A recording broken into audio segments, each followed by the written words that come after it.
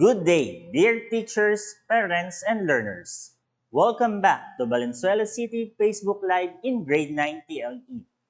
Before we start, make sure you have your pen, notebook, and self-learning module ready. Today, we will discuss on how to assess personal entrepreneurial competencies. And at the end of our discussion, you should be able to identify job opportunities through customers' needs and wants and market analysis. Create a profile of popular fast food restaurants, company and its owner, and provide the traits, skills that they possess, and analyze the importance of using text according to your business or career choice. Before we start, let us hear first the quarantine adventure of Maria Negociante. How are you? Hope you are all safe and sound. It has been more than a year since the pandemic hit us, and we have seen a lot of changes due to pandemic. One of those is that online selling became more popular, and a lot of people from all walks of life engaged in online selling. Last night, I happened to watch an inspiring story of a person who succeeded in online selling despite all the challenges that came along his way. I also want to try online selling. But the question is, what are the things that I need to consider for me to become a successful entrepreneur? According to Maria, she wants to become a successful entrepreneur. Before she can be, she needs to understand first the personal entrepreneurial competencies or PECs. When we say entrepreneur, they are people with the skills and capabilities to see and evaluate opportunities. They are individuals that can strategically identify products or services. It's needed by the community and they have the capacity to deliver this at the right time and at the right place. And when we talk about entrepreneurship, it is not just a simple business activity. It is a strategic process of innovation and new venture of creation. It is both an art and science of converting business ideas into marketable products or services to improve the quality of living. We already know what an entrepreneur and entrepreneurship is. Now, let us discuss the different characteristic, traits, attributes of a good entrepreneur. First is hardworking. One of the important characteristics of a good entrepreneur is hardworking. This means habitually working diligently for a long period of time. From an interview of the owner of Gringo, courtesy of Pera Paraan, he said, ang natira kong pera 1,700 lang or 1,877 ganun. Tapos, may papasahurin pa akong 2 tao. Tapos, kukunin ko pa dun yung nagamit kong produkto. Ang natira po sa akin sa araw na yon, 20 pesos lang. October nung nag-post talaga ako sa marketplace, kahit walang bumapansin sa akin, nagde-deliver ako at nang kahit hating gabi umuulan. Pero kahit ganun, hindi ako nag-give up. One good example is the inspiring message of Mr. Dominic Castillo, who is the owner of Gringo Milk Tea. According to him, despite of all the struggles when they were just starting their business, they managed to be successful because of hard work and perseverance. Generally speaking, successful entrepreneurs are hard workers and they also enjoy what they are doing. They are dedicated, driven, and focused. For the second trait, it's self-confidence. Entrepreneurs have confidence in their ability and own judgment. By having confidence, you will know that you are capable of achieving your goals that failure doesn't make you a failure and that others will want to buy what you are selling. According to Belen Rabanal, owner of Rocky's Food Services, in an interview, she said, "Sabi ko sa asawa ko, magluto ako ng ulam na para itinda. Nung una, ayaw ako payagan. Sabi niya, sigurado daw ba ako sa gagawin ko? Sabi ko naman, ako ang bahala. May awa ang Diyos. Pasasaan pa, lalago din ang negosyo natin." Truly, that one good characteristic of a good entrepreneur is by having some courage and positive attitude to be able to start a business. Now, let us have the third characteristic of a good entrepreneur. Discipline. Successful entrepreneurs always stick to the plan and find the temptation to do what it is important. If you are a disciplined entrepreneur, you are also a goal-oriented.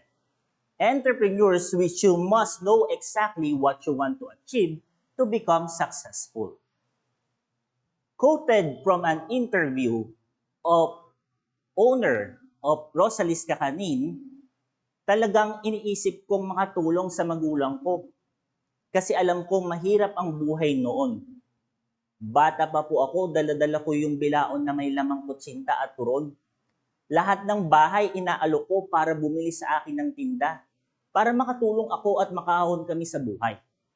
It is really a good thing that in putting up a business, you should focus on your main goal, and that is to be successful, despite of all challenges that may arise in the future.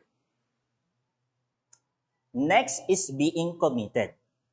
A good entrepreneur accepts full responsibility for being in his or her business. A good entrepreneur must be committed. Whatever happens, he or she must have a mindset and solid dedication to make the business successful. According to an interview of Rica Peñalosa, owner of Baxilog, she said, "Nag-start ako noong 2006. Nagkakariton lang ako sa may gilid ng Lasal. Ang puhunan ko noon, 20,000 pesos. Ang laman ng kariton ko, bacon, putlong, hotdog, egg, tubig. May dala din akong gasol na maliit kasi doon ako nagsasaing. Ang pinakamahirap noon yung magkaroon ng hulihan. Tapos matatapon yung paninda mo. Buti na lang hindi sumabog yung gasol. Tiniis ko lahat iyon dahil gusto ko may marating din ako sa buhay." According to her, once you have started a business, you must be dedicated and your focus must be on your goal in order to be successful. Another characteristic is the ability to accept change. Nothing is permanent in business. Changes occur frequently. When you own a business, you should cope up and thrive on changes. Capitalize on positive changes to make your business grow. From an interview of Ryan Morales Reyes, content creator and owner of More Chicken Products, he said, "Gaya ng ibang negosyante na apektuhan din kami ng pandemic. Pansamantala, nagsarado ang aming chicken product services. Doon ko naisipang mag-vlog, pero hindi ko naman pinlano. Sabi ko, try ko mag-vlog for 1 month. Hanggang pwede na ulit magnegosyo. Bago dumating yung isang buwan na yon, parang mas viable ng option na yung vlogging. Nowadays, amid the pandemic that we are facing, a good entrepreneur must know how to adapt to any changes, wherein he can use it to improve the business. Next is being creative. An entrepreneur should be creative and innovative to stay in the business and to have the edge over the other competitors. An entrepreneur must have to create some inventive ideas and make the entrepreneurial process a big success. Creativity allows the business to devise some interesting strategies and give advantage to the entrepreneurs. Alvin Bernales, the owner of House Bulalugaw, he said, yung pinanglulugaw ko noon, mga buto-buto. One time may natirang mga laman at litid sa buto-buto, yung nagluto ako ng nilaga ng hinayang ako. So hinalo ko sa lugaw. Nasarapan ako yung lasa.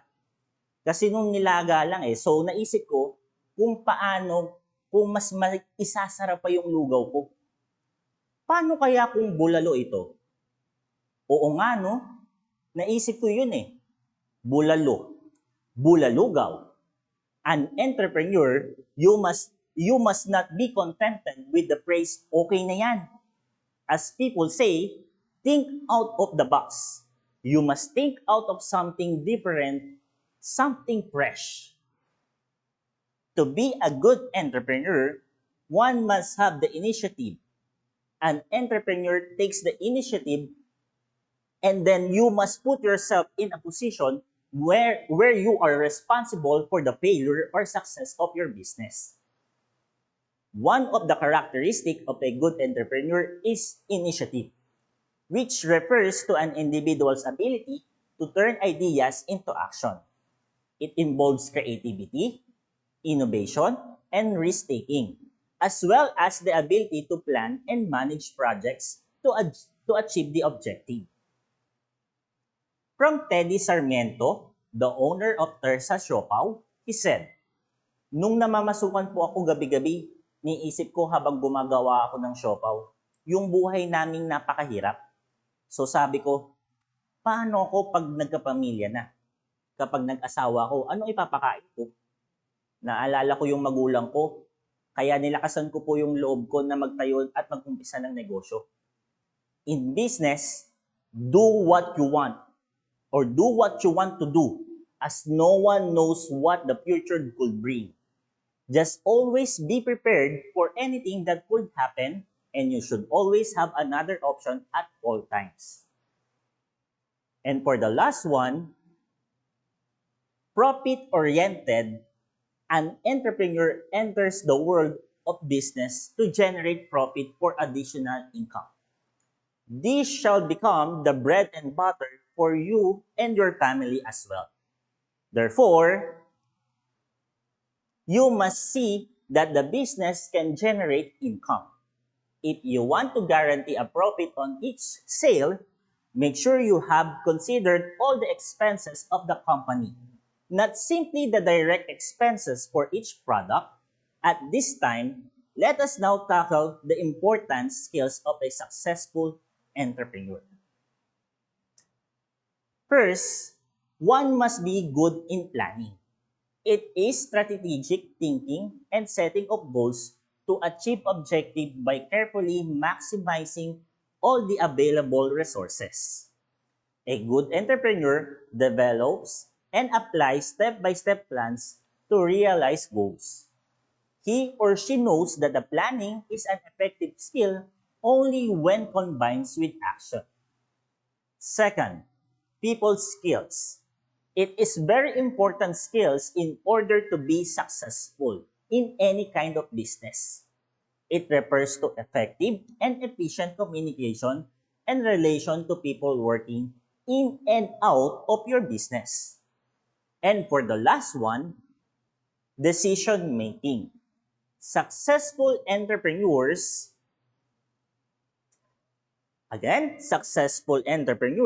can think quickly and make a wise decision towards predetermined set objectives. A good entrepreneur must have the ability to make wise decisions, and as well as it is important skills that he or she should possess. With that, let us now have our activity for today, entitled Let's React. In this activity, you will just click the react button that corresponds to your answer. I will give you 10 seconds to tap your answer. Are you ready? Okay, let's begin. For number 1, which of the following is not considered as a characteristic of an entrepreneur? Tap the Wow React button if your answer is self-confidence. Tap the Like React button if you think the answer is dependent. And tap the Care React button if your answer is creative. 10 seconds starts now.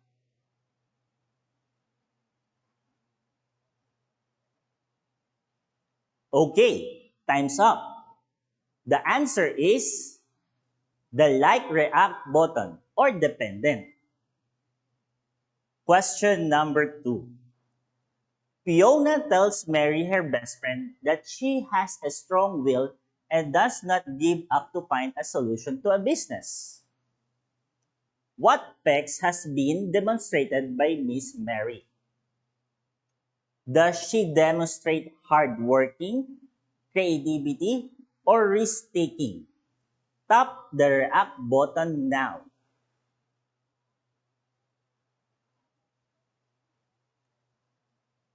Alright, time's up.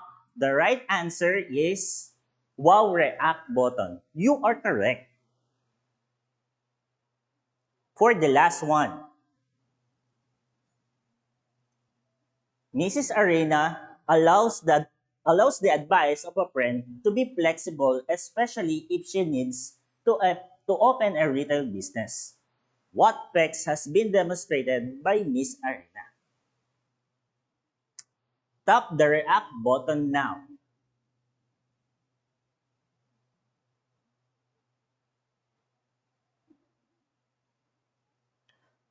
Okay, time's up. The correct answer is open to feedback or the Care React button. If you got it all correctly, give yourself a round of applause. Alright, can you tell us what you have learned today? Comment down below and use the hashtag I am an entrepreneur.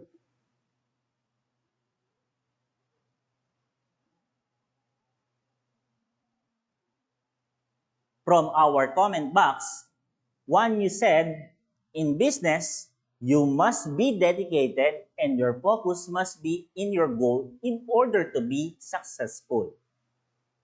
That's great. For your home learning tasks, answer these additional activities on page 7 of your self-learning module in TLE. This will be checked by your TL teachers during your follow-up discussion. Before we end this discussion, allow me to leave this quote. According to uh, Dr. Kalam, confidence and hard work is the best medicine to kill the disease called failure. It will make you successful person. Once again, I'm Jose Ramil B. Bernardo from Polo NHS, your TL teacher for today. Thank you and happy learning, Valenzuelanos.